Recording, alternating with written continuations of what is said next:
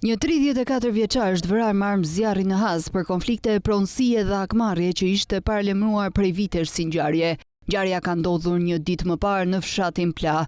Viktima është Reshit Sallaku, kurse autori i arrestuar është Ylber Jaku, 41 vjeç. Autori dyshohet se ka pritur viktimën disa metra nga shtëpia, sapo ka zbritur nga mjeti dhe ka qelluar duke i marrë jetën. Nga hetimet e parë rezultoi se autori Jaku ka ardhur nga Anglia për të kryer krimin, kurse viktima kishte qenë në qytetin e Kukësit dhe po kthehej me makinë, kur është sulmuar në prit. Jaku në rrjetin e tij social Facebook kishte paralajmëruar ngjarjen pasi pak minuta para se të kryente aktin e rënd, kishte bërë një postim ku thuhej: "Unë duhet që të zhduk një prej tyre, thjesht duke përdorur një shotgun.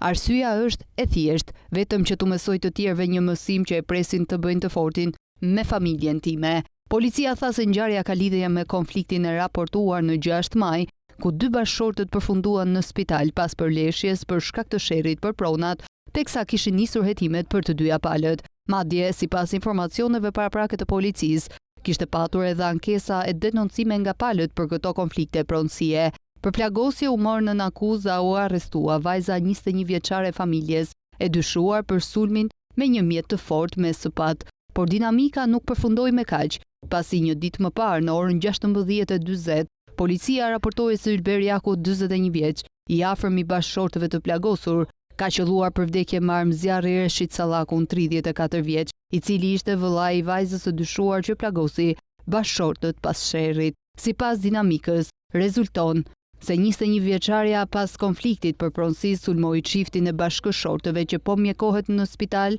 dhe për motive hakmarrje dyshohet se i afërmi të dëmtuarve ka sulmuar fatalisht me armë zjarri familjarin e autores së plagosjes së dyfisht. Mësohet se një nga familjarët ka hapur dhe rrugën kalimi vite më parë.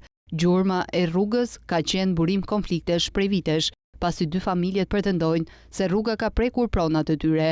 Policia dhe forcat të shumta mbështetëse kanë shkuar në vend ngjarje duke kryer arrestimin e autorit dhe sekuestrimin e armës së krimit. Hetimet për krimin janë ende aktive dhe pritet të sqarohen rrethana të tjera.